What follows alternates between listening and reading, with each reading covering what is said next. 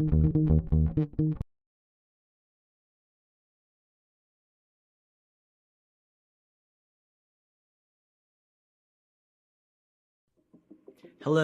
my name is Damon Friedman, co-founder and president of SOF Missions.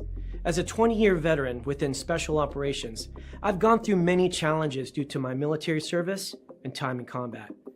We felt called to start SOF Missions to serve our fellow brothers and sisters in arms, focusing on suicide prevention and resiliency. Our mission at SOF Missions is to empower warriors to find purpose and be resilient. Since 2011, when we started the organization, almost 3 million men and women have deployed to Iraq and Afghanistan. Unfortunately, the scars of war take a toll on their psychological, physical, social, and spiritual health. Many veterans feel a sense of hopelessness and a loss of purpose when they return to civilian life. They feel isolated and alone, unable to reconnect. And in the greatest of tragedies, over 20 veterans lose all hope and take their own lives.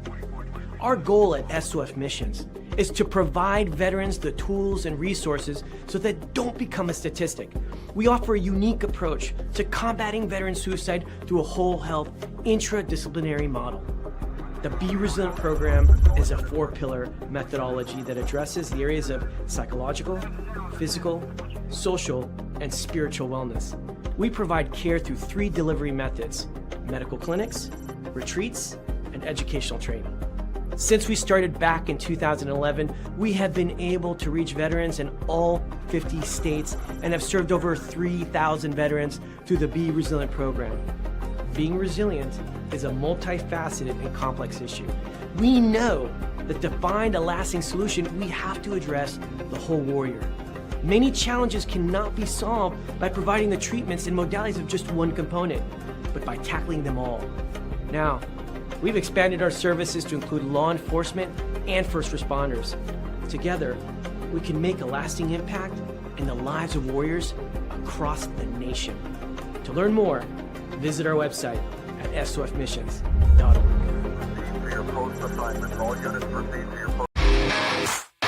All right. Welcome back. MisFitNation, the MisFitNation show. We are a show founded by a veteran and hosted by 2 veterans and a military spouse. Our mission is to get people to tell their stories to the world. If you're an author, share your tips with the Misfit Nation. If you're a musician or an actor, our audience needs to know how they too can get into the business. Coaches, we love our coaches. Come on and share your tips with the Misfit Nation to help them become better versions of themselves. If you are a corporate leader or an entrepreneur, come on and show how you did it and how hard you have fought for success. If you are a veteran, first responder, or Gold Star family, we would love to have you come on and share your story with the Misfit Nation. We always have time for you. If you're feeling down, alone, or starting to see the darkness, Stop. Think about those who are around you. You are not alone. You will be missed. If you feel like your problems will be a burden to those in your inner circle or feel embarrassed, dial 988. If you are a veteran, take option 1. We need you to keep pushing forward. Don't make a permanent solution to a temporary problem. If you are a new listener, welcome to the Misfit Nation show. Be sure to subscribe to our show on your favorite podcast app. Also on our YouTube channel at @the_Misfit Nation. Subscribe and click the bell to keep you up to date on our latest episodes and all of our news. You can also find us on Heroes Media Group and About Face Radio. Now, let's get to the show!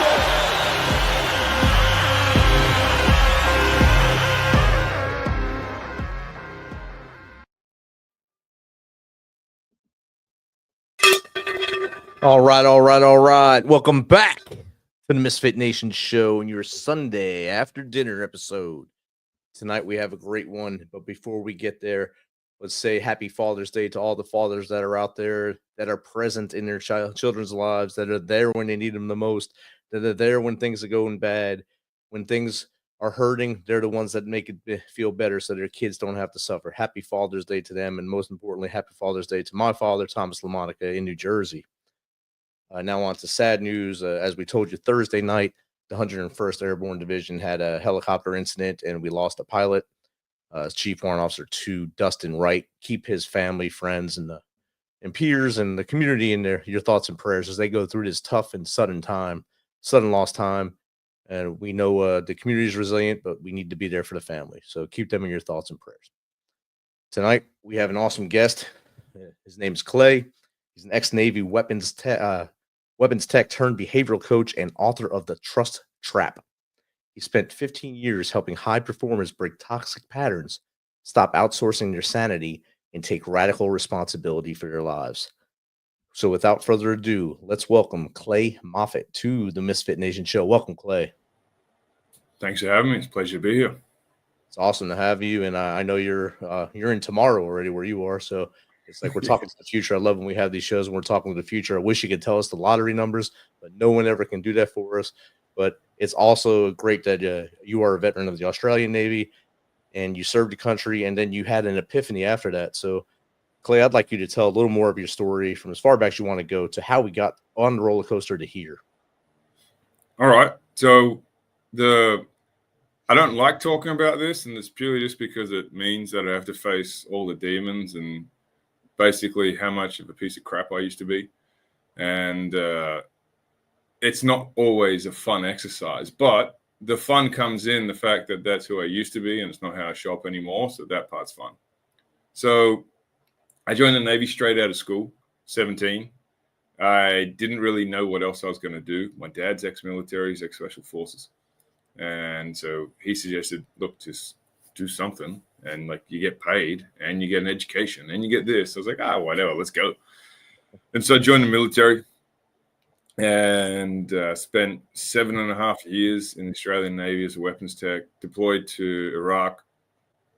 That was the most boring and most exciting time, right? It's not that entertaining. It's not that fun. There's no real action that we see in the Navy. We're doing boarding operations, right? We're securing the Gulf and searching for contraband. So we're doing boarding operations and pretty much all non-compliant compliant boardings. So we're just searching through ship after ship after ship after ship, which is extremely boring. I think the most exciting thing that we had was a threat when we were doing a boarding. And this guy had been doing bomb drills on his own ship and forgot to put away their fake bomb package. And when we came on, we found it. So then like everything just went crazy and people started going nuts. And fortunately, the chief boarding officer who was on our team decided not to report it because that would have cost this guy his captaincy and everything else and rah. But it definitely put the hammer down on everyone on board because things got real quick. And, yeah, it was just a fun time. But other than that, I spent the better part of 9 months lifting weights every day and boarding ships. And so that was my experience. And when people say, oh, like you went to Iraq and Afghanistan, dude, yeah, I may as well have been a cook at a military base. And they probably even saw more action than I did. So, there's different roles here. I don't claim to be some hardcore battle-hardened vet, not in any way, shape, or form. But Understandable. So I joined the military, and there was a few things that happened where I have a long history of alcohol abuse, like a long history, as in I was hospitalized at 13 and had to have my stomach pumped. And the doctors said to my parents, like, I woke up like a day and a half later at my house when I had been away camping with friends. I had no idea how the hell I got home. I was like 3 hours away from where I was supposed to be camping. And there were multiple other incidents that happened. And then I'm not sure how it is in the US military, but I definitely know that in the Australian military in the early 2000s when I was in, there was a heavy drinking culture. I'm pretty confident about a lot of my buddies used to drink a lot when they were in the military and the Marine Corps too. But it was just insane. And so one of the port visits, I did something extremely stupid and I was drinking when I was on duty. And it was just dumb. Anyway, I ended up getting in trouble because one of my direct supervisors found out, and I told him about it. He's like, yeah, we're going to take care of this, handle it in-house. I'm like, okay, no worries. Like, fine. 30 minutes later, I'm fronting the CEO because I've been drinking on duty. I'm like, what happened here? Like, what happened if this is in-house? And so I felt betrayed, right? And I tell that because, in essence, they did betray my trust in terms of they said they were going to handle it in-house. But if you look at it from the grand scheme of things, if I wasn't the moron that drank on duty, that whole situation would never have happened. And that was kind of the big problem, right? I exited the Navy. I go and work in oil and gas as a subsea engineer and RV engineer. And I got passed up for promotions. I got told this is happening and this is happening. And we're never going to do this for you. And this is going to happen. And the common line that carried on following through was me. It was always about me. And I was looking at like the world screwing me over. They promised me this promotion, they're not giving it to me. Like they promised this, they're not doing that. And I never looked at what I could do to change things. I always looked at why people weren't doing the things that they said they were going to do. So naturally, being the victim that I was, I decided I'll go study language patterns to make people do what they say they're going to do for me. And that didn't work. Like I spent a good 2 years like practicing in bars because the best way to learn that kind of language pattern is through pickup. And so I started learning this social engineering stuff to try and like I was just getting rejected left, right, and center. I'm like, okay, it's not really working. Then that led me into further studies with like psychology and NLP and neuroscience. And then I had to start changing the more I dove into that. And when I started changing, crazy enough thing happened. Like all the language patterns started working. People started doing the things they said they were going to do. And so it took a while for me to start understanding. But like this whole coaching process that I got into was never, ever about helping anyone else. It was always, it actually started purely from a victim-based mentality, from a place where like it was all about me. And what ended up changing, it ended up morphing as things do evolve over time, right? And now it's become this is an amazing process where I get to help people to the point where we had a whole group of guys from the Australian Army that were living in Phuket, and they were quite in the depths and torments of PTSD. And they'd seen some very, very dire things, you know, friends being blown apart by IEDs and all the other graphic stuff that no one wants to experience. And so there was some experimental processes that they were going through in Thailand. They were doing some psilocybin therapy. I was working with them. There was some other things that were going on, and they were starting to get their life back together and find some meaning after war. And that kind of shifted things where I started looking at, well, there's plenty of other ways to define trauma. There's plenty of other ways to look at things. But the biggest thing that became very clear and very apparent to me was a lack and a breakdown of an internal mechanism for trust, trusting what you see, trusting what you feel, trusting what you hear. And when you have that breakdown of this internal trust, then there's no trust externally whatsoever. And the world becomes a very, very dangerous place. If you can't even trust your nervous system to pick up a signal where you're safe, like you are completely safe, then you can't trust anything. And that's a dangerous world to live in for anyone. 100%. And I think that's a fine line for many people. Once they lose that trust, internal trust, and then the external trust fades, that's when that darkness kind of creeps in for them. And no matter what you've done in life, if you've had some kind of trauma in your life, that darkness will swallow you up once you have no trust. Absolutely. And it's very hard to claw back out of Right. that gap and of that space once you're inside it, because it consumes everything. Because then you can't even trust your thoughts. Right. So like, oh, like, is this really real? Like, and it becomes a self-fulfilling prophecy that just rips people down. So it's a brutal place to get to. But the cool thing about it is the way I look at it, pretty much, and this is not necessarily true for everything, almost everything is reversible and recoverable from. Almost everything. Like you can pull yourself out of those places if you have someone that can show you a path. And if you can get to a path where you can start to recognize what safety is for your nervous system, what safety is for your brain, and then you can start to trust those signals, then you have a platform now where you've got a foundation to build that internal trust from. And then you can start to tune into that and check with yourself and allow yourself to expand from there. Once you learn the expansion, I guess, how to expand from there, the possibilities can be endless for you to be successful and stay ahead of the curve at that point. Well, yeah, but it's even more than that. So here's the cool thing. When you go through a process like that, or any kind of traumatic process, or any kind of, let's take the trauma out, any kind of failure, right, of this internal breakdown, once you have patched that, it's like a weld, right? A plate breaks in half, then you weld it back up. That weld is now the strongest part of that entire beam. Like, it bears all the load, and it can handle all the load because you've built back, you've repaired it, you've found the weakness, and now you've made something even stronger. And because you've made this thing even stronger, there's more resilience, there's more ability to handle, and there's more understanding.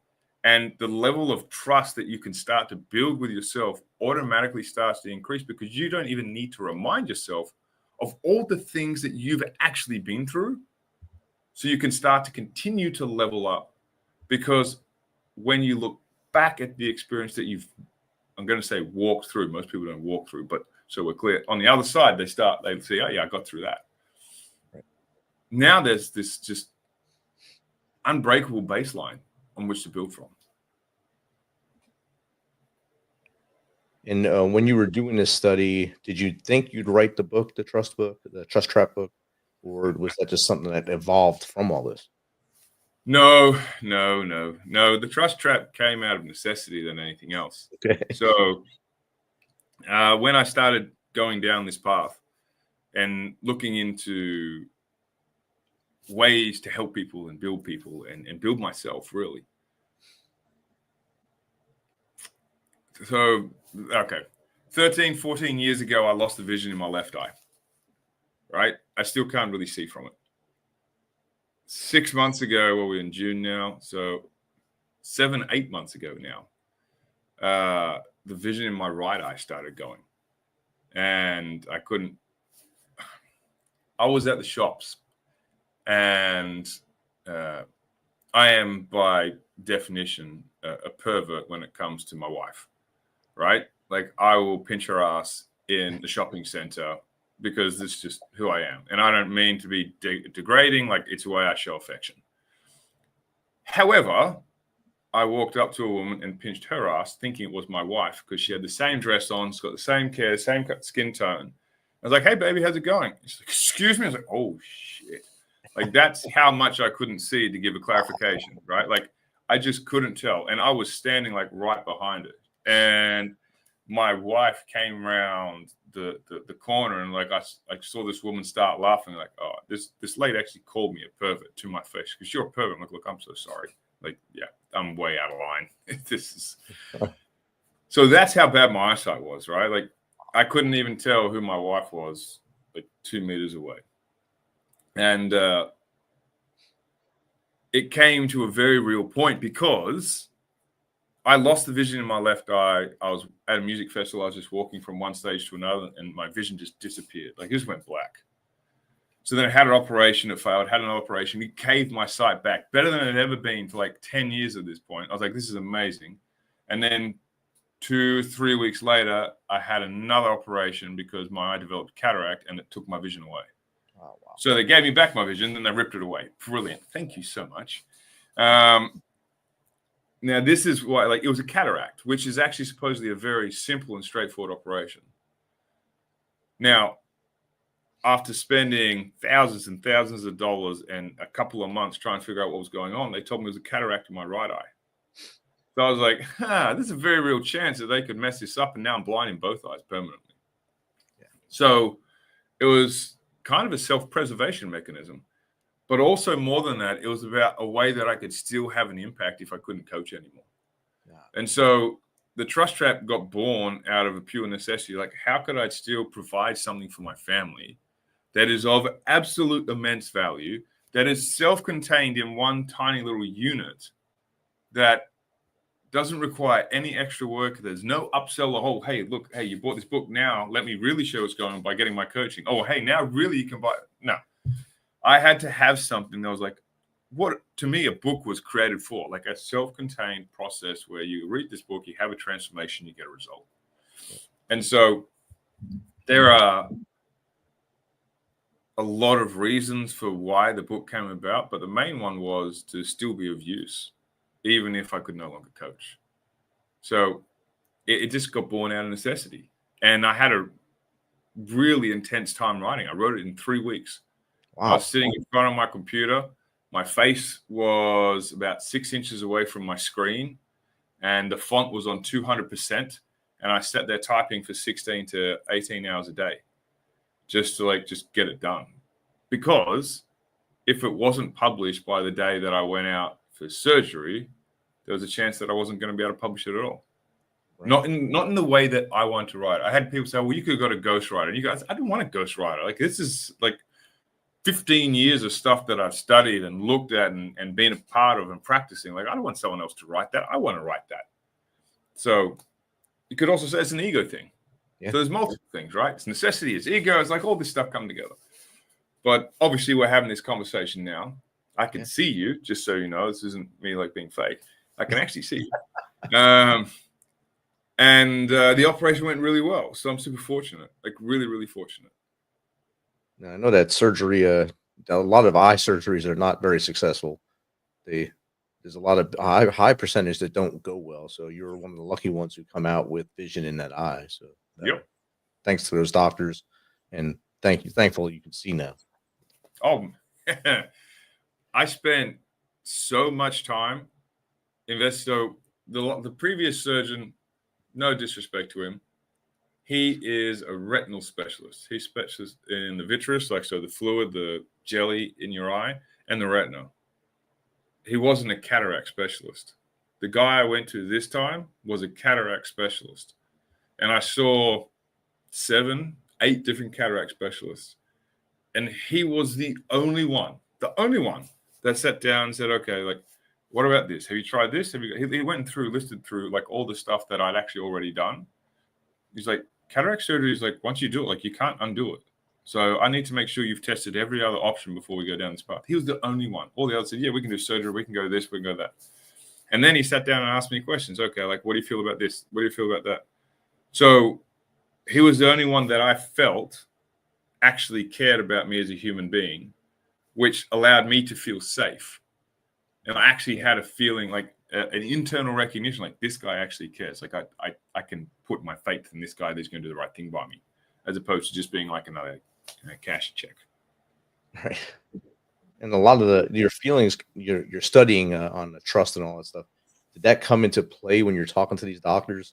Saying this trust, I don't know if I can trust you, but I need to verify this as well. So here's the thing about my view with trust. It's not the standard view of trust. And this is why it's such a liberating process. It's a bit of a chunk to get your head around before you get there. But once you get it, it changes your world forever. So a lot of people think that trust is based on personality and that you assign trust. And we do automatically assign trust by some evolutionary loopholes that have created this perfect storm inside our brains, man. It's crazy. So what happens is your brain, my brain, everyone wants to learn everything as fast as it can and then turn into an automatic pattern. So let's say we've been friends for 3 months, right? It's a very short friendship, but I've shown up enough and you've shown up enough that we now go, yep, genuine guy. We can trust each other. We're good to go. So now what happens is you create an internal representation of me and I create one of you. And then I frame you as a trustworthy guy. You frame me as a trustworthy guy. Now we're still going forward and we go into a business venture and we're moving in the same direction, but then things start to take a turn and I stop showing up in the same way.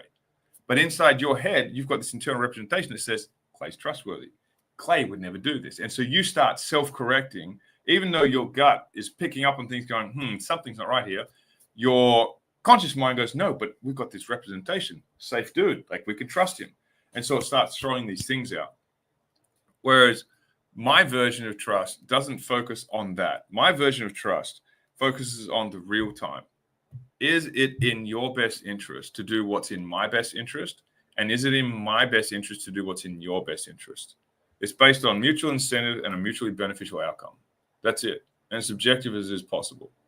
So, was it in all of the surgeon's best interest to book a surgery with me? Yes, they get more money and they need money to survive. Right. So it's all in their interest. However, was it in their best interest to be seen as a good person who cared? And that's depending on how they showed up.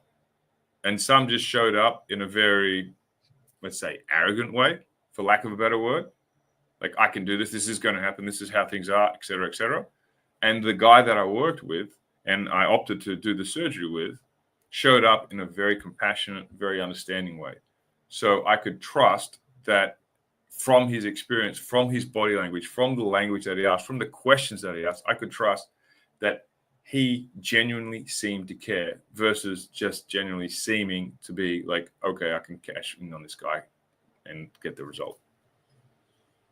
So that's that's a great explanation of that. And just last night I was in the ER because I tore my quad, and the doc actually looked me in the eyes and wasn't just looking like at the screen or at the pictures. He looked me in the eyes and talked to me like I was a human and not just a number in the ER, which you can wind up being a number in the ER quick if it's busy. Oh, yeah. And there's lots of numbers, but he was looking me in the eye and talking to me like we've known each other forever. And that made me feel better about what my next steps will be with this quad.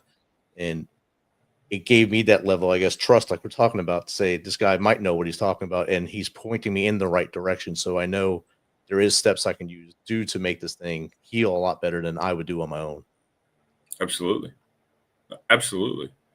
And that, especially when it comes to medical processes or procedures, your level of faith in the person that you're working with massively improves the chances of the outcome being positive.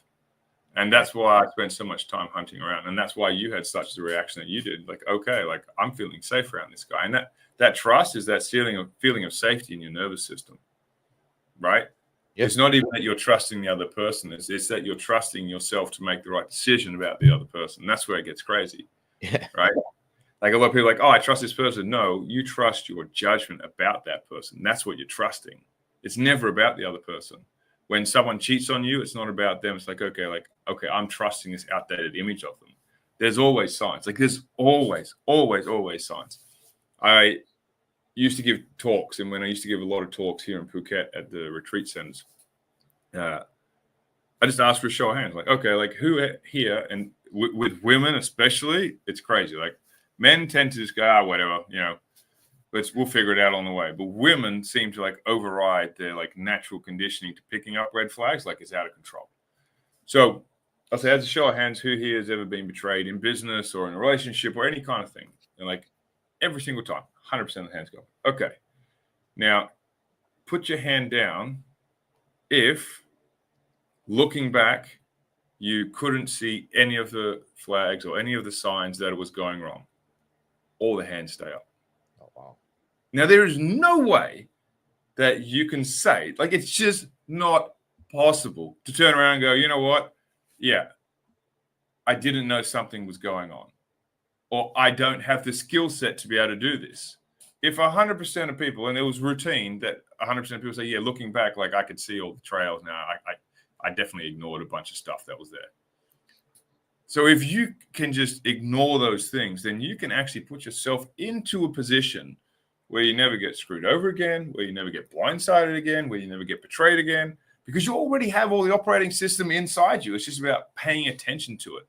And that's why, like, paying attention to the mutually beneficial outcome.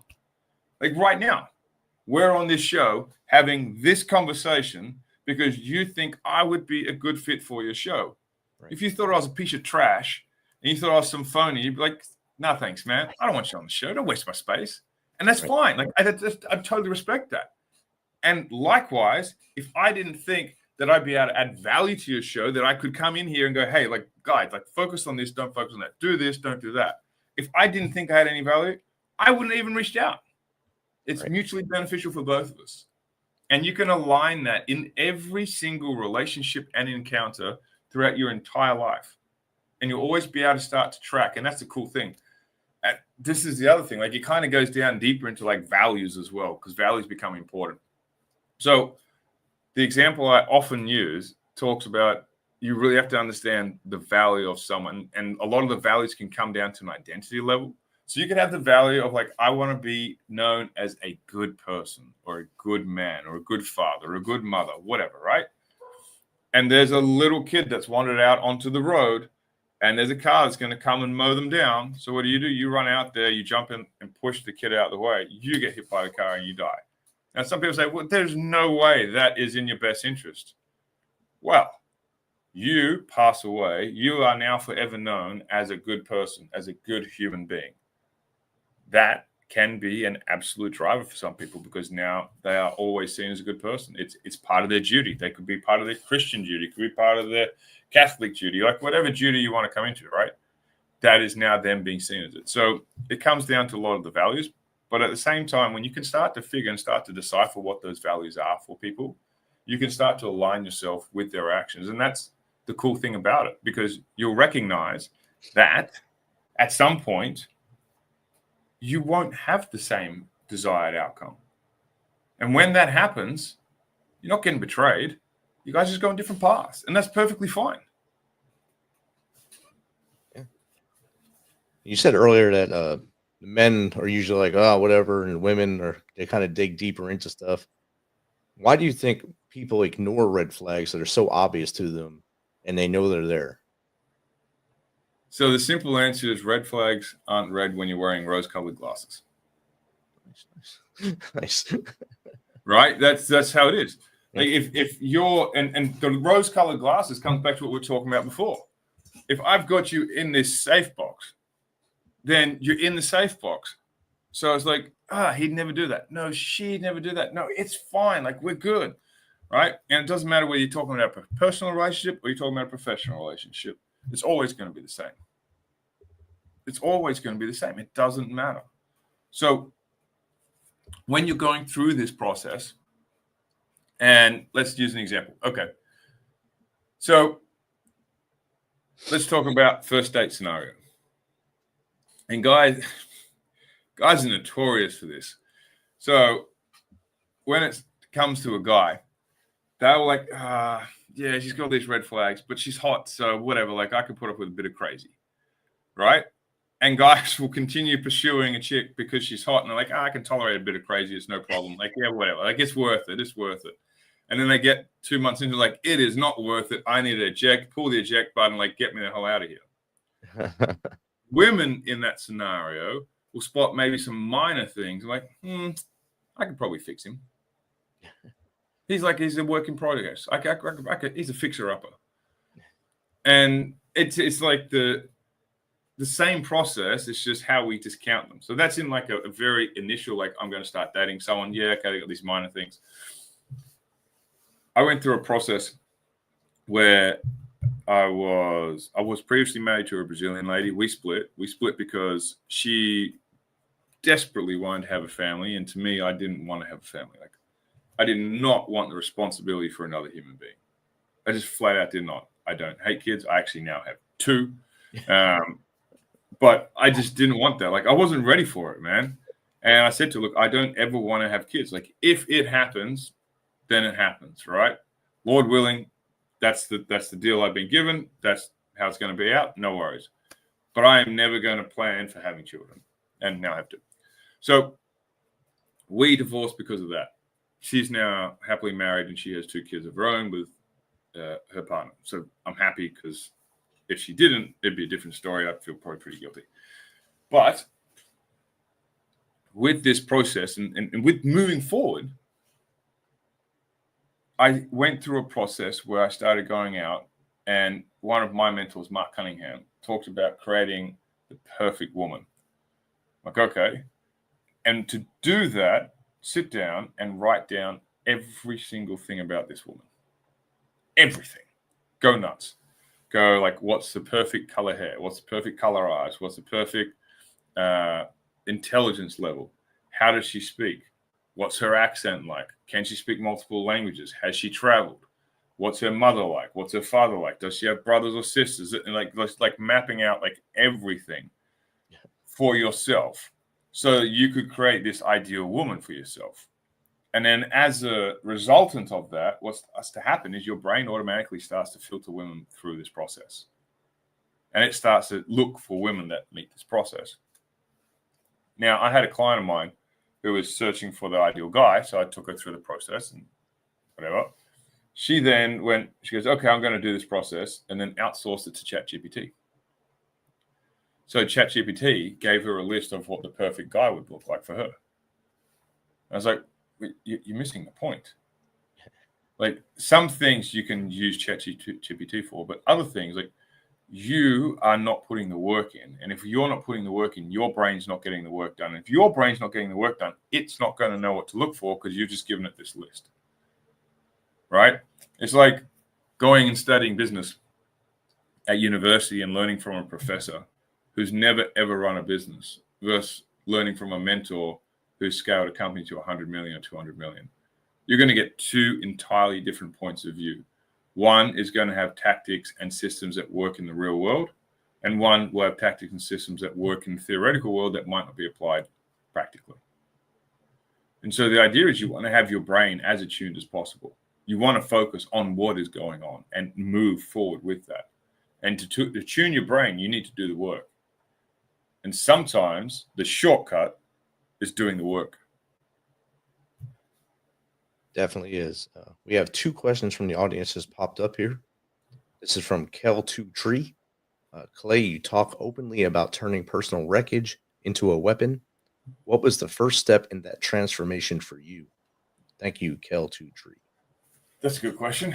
The first step was recognizing that I was a victim, which sucks, right? And so we're clear, not that I was a victim. Let me rephrase, that I was playing the victim. I think they're two very different things, right?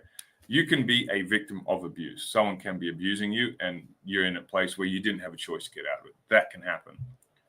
I was the victim that was self-created, that put myself in that place. Two very different things.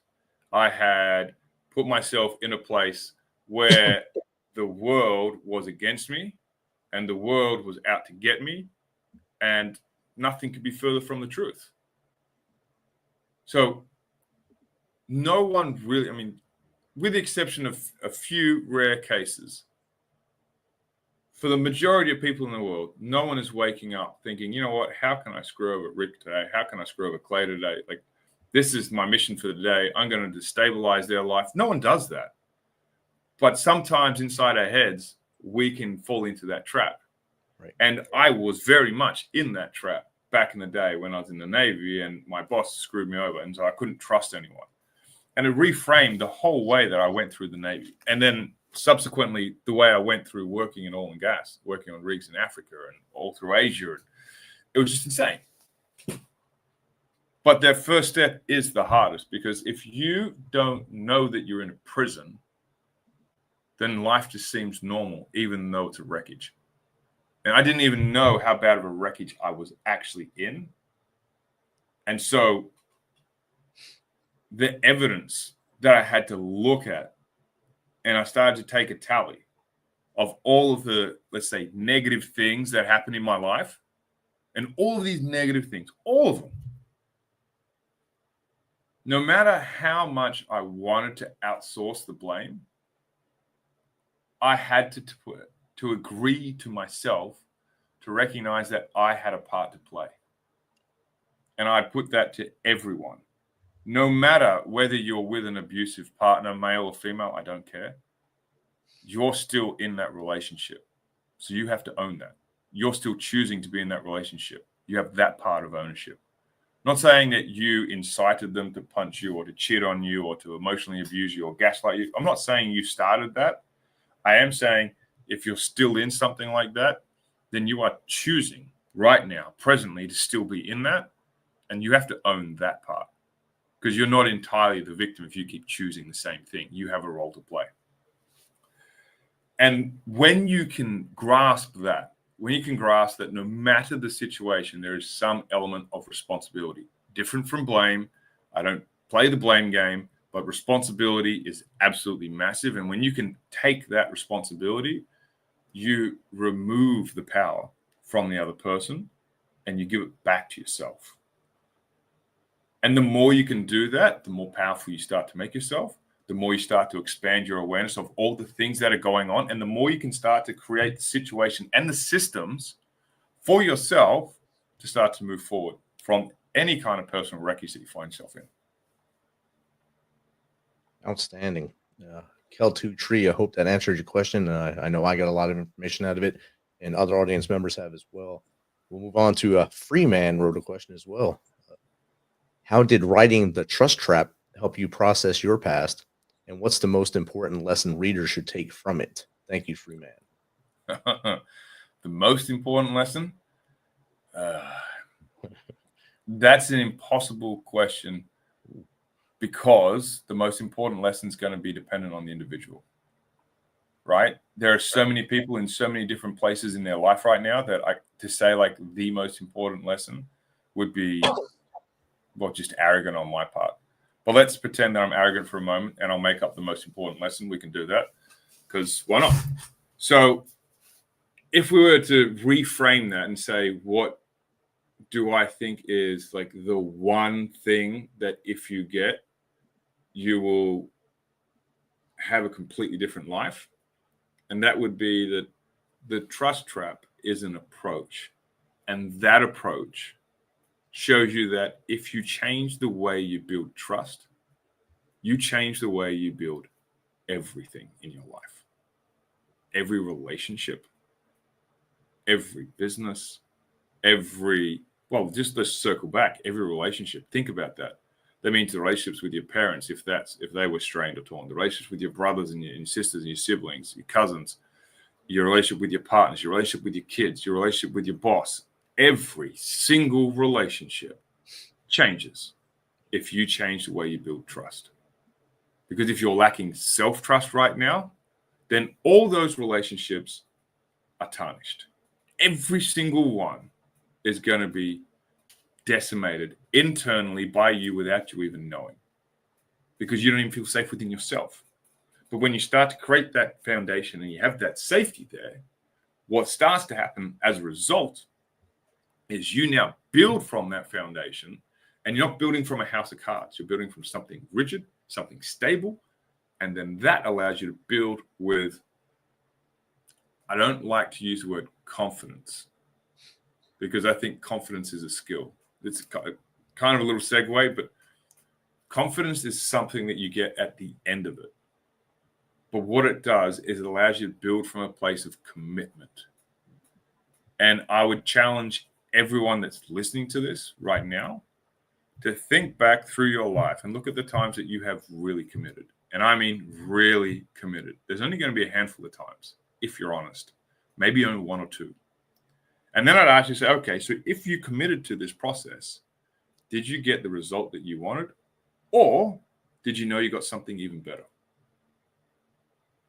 Because with commitment, there's like 5 levels that I like to go through. So the first thing before you do anything is commitment. Are you fully committed to the process? Once you've got commitment, then you're going to start to develop your capability, your skill level. Then you're going to develop your capacity.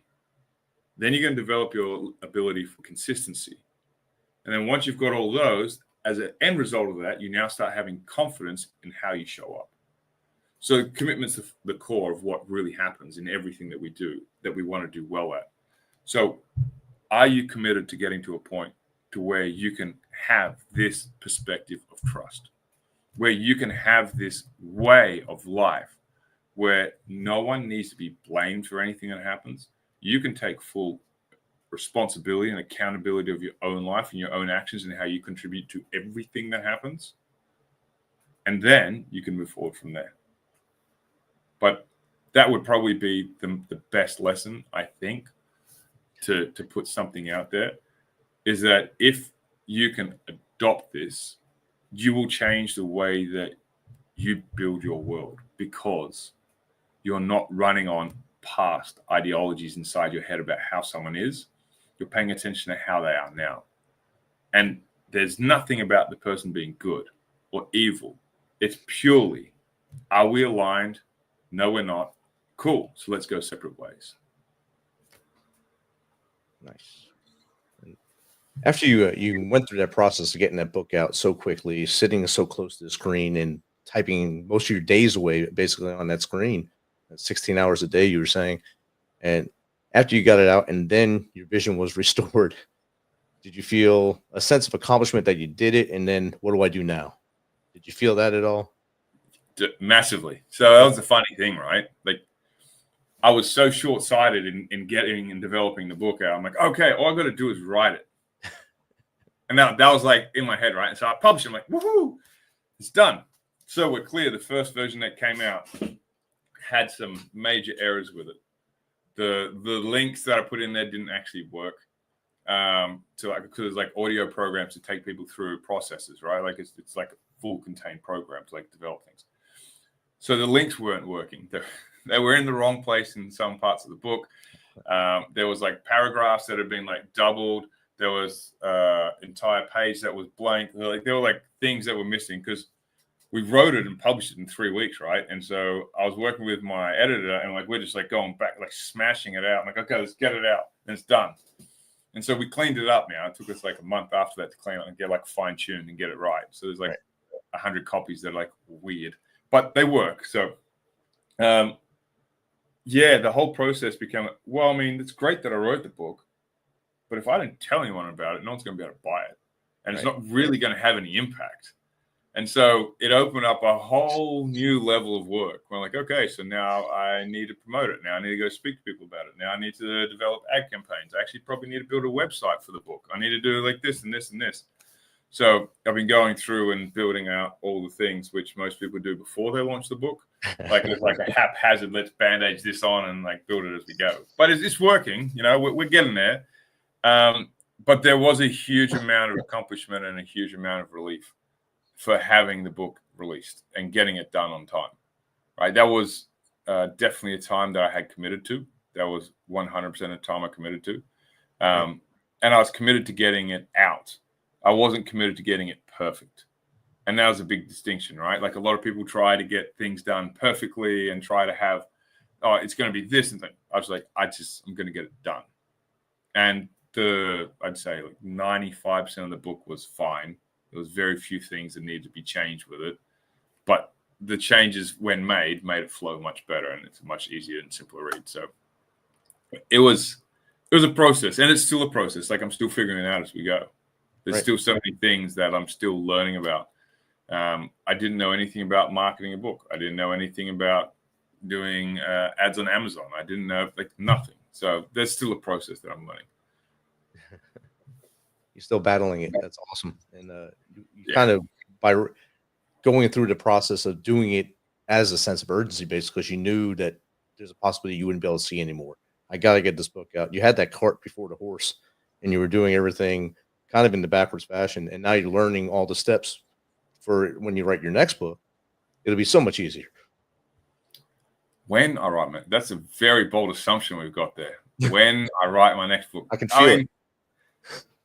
There is like I'm in the process now of recording the audio version of the book because people are like, look, man, it's fantastic. I just don't have time to read, but I do have 45 minutes in my car on the way to work every morning and every evening on the way back, and I'll happily listen to it. Like, okay, no problem. So that's now, but see, that's also part of the learning process, right? I'm like, okay, let me do the audio book. No worries, I can do the audio book. We can get it out. So that's the next part of the process. As for another book, I think, okay, yes, sure, it's definitely a possibility, but I would like to see this one be successful before I go and write another one. Right? Sure. Like, I think as humbly as I can say this, and it's probably not going to sound humble at all, but I do mean it with a great amount of humility. This book really has the potential to change millions of lives. Me as someone, so right now, I'm doing something that I am totally not happy about doing, which is speaking live on podcasts, right? I'm very comfortable in front of people. I'm very comfortable with presenting. I keynote speak with 400, 500 people in an audience. Like, I've done these things. But I, by rights, am a very private guy. And I like to keep to myself. Right. Now, the issue is when I tell you subtle art of not giving a fuck, you automatically go, oh, Mark Manson. Yep. So you know the author. So because you know the author, you'll then go read the book. So I'm putting myself out there now, which is something that kind of goes against every fiber of my body, because I'm putting myself into the spotlight. Right. And for whatever reason, I just conflated the two, meaning like, oh, if I put myself in the spotlight, I'm not going to have any privacy. And then I don't know what the worst thing that was going to happen was. I just did not want to do it. I was like, well, look, mate, you've committed to this process. You want to help people. You say you want to help people. So if you really want to help people, you need to put yourself out there, because if people don't know who you are, they're not going to buy the book. And then they're not going to get the transformation. And then you put all that effort in with this huge thing that you want to help change people's lives, and then it's gone and done nothing.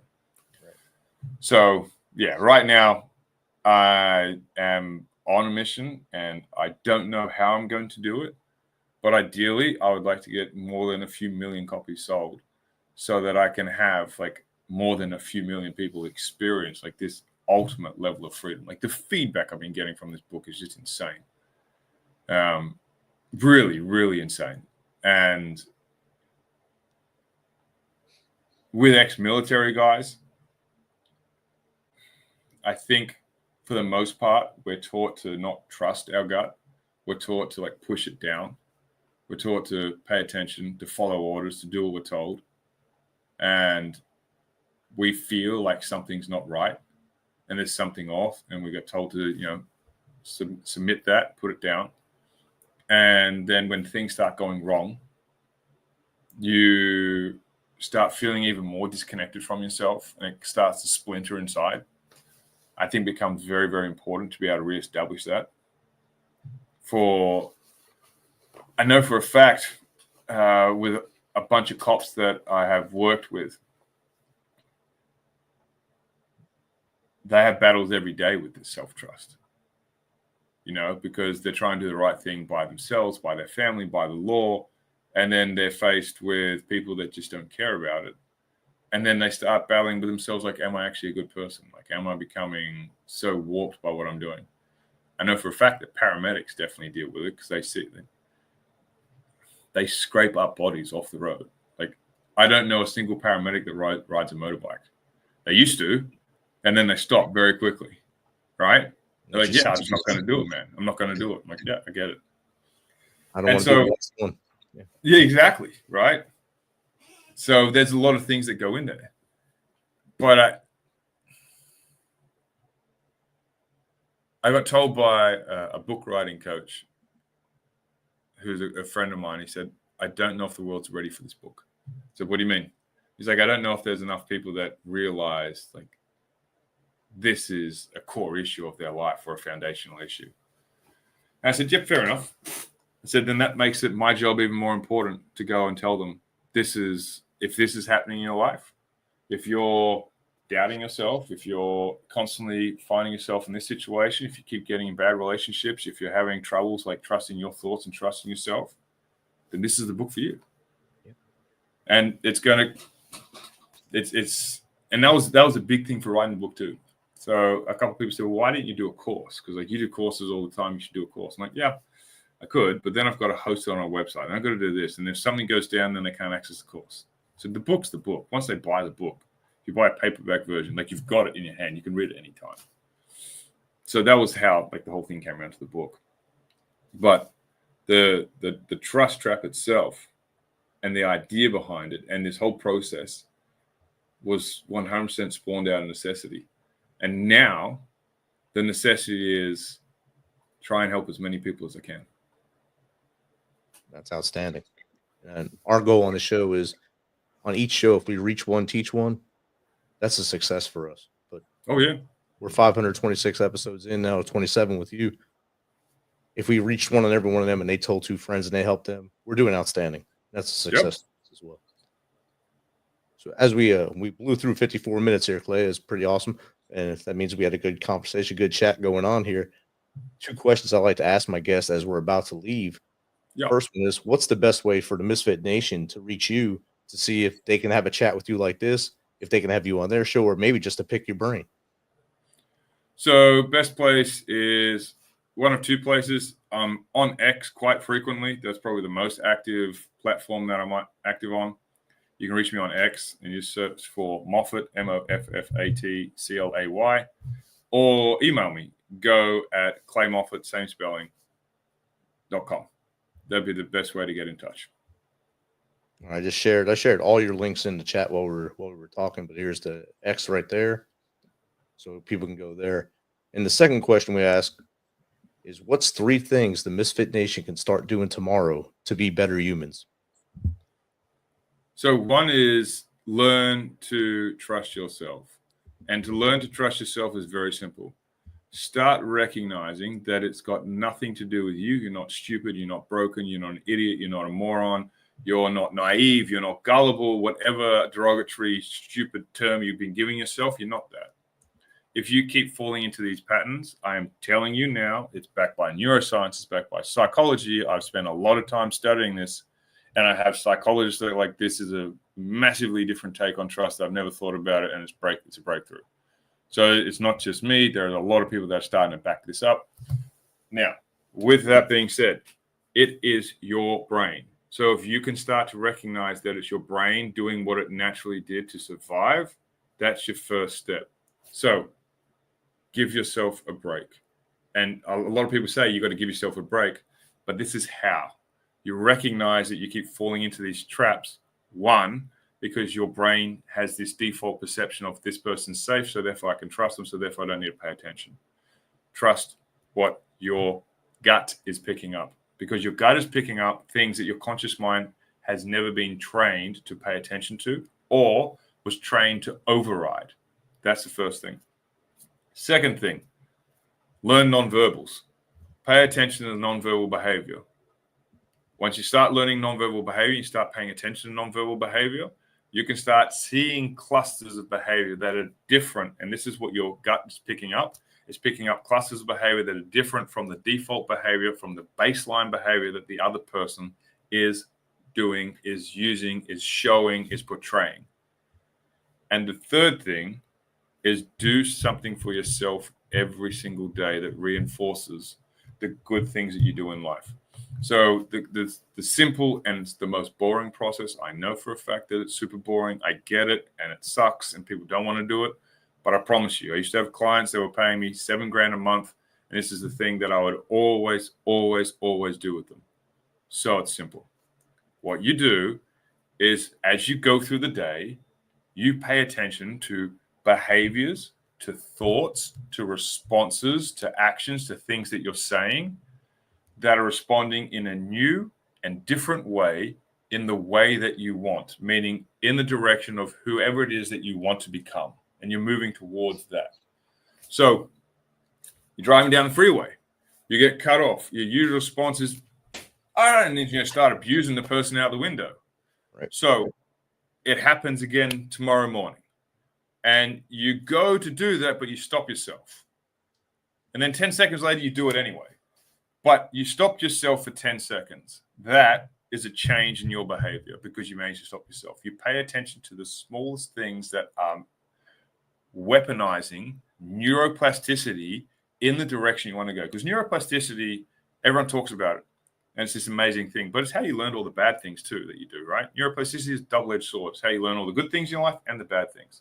But when you train your brain to focus on all the ways that it's working for you, it will start paying attention to it. When you start putting emotion and being grateful for those things, you're training your brain. You're now conditioning your brain to pay attention to these processes. So it starts putting more energy there. And then before long, now you're moving in the direction that you want to go as a way of a default mechanism because you've trained your brain. Great 3 things there. Misfit Nation, grasp them, learn them. If you don't understand them, reach back out to Clay, and he will point you in the right direction and get you going and motivate you to do the right things. Clay, thank you for taking some of your time from the future to hang out with us today. This is awesome. I don't think you have to worry about being comfortable behind the camera. You're pretty good at this. Thank you for hanging out with us and sharing everything you've learned along your journey with the Misfit Nation. Thanks for having me. I really appreciate it. Thank you. Have a good night, Clay. Misfit Nation will be back Tuesday with the Tuesday crew. You'll have a great guest that night with Jake and Steven, or Cagney and Lacey, however you want to call them. And remember, tomorrow is better with you than it is without you. So stay in the light. If you need help, dial 988, take option 1, or contact any one of us here at the Misfit Nation. We will be on the phone with you. We will get you the help you need. Till then, have a great night. Be humble, stay hungry, and keep hustling.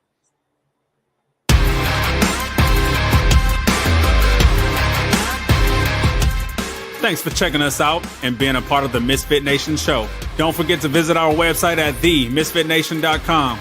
That's themisfitnation.com. Check out all our past episodes and get some of the great Misfit Nation gear for you and your family. As always, be humble, stay hungry, and keep hustling, because we are Misfit Nation. Misfit Nation.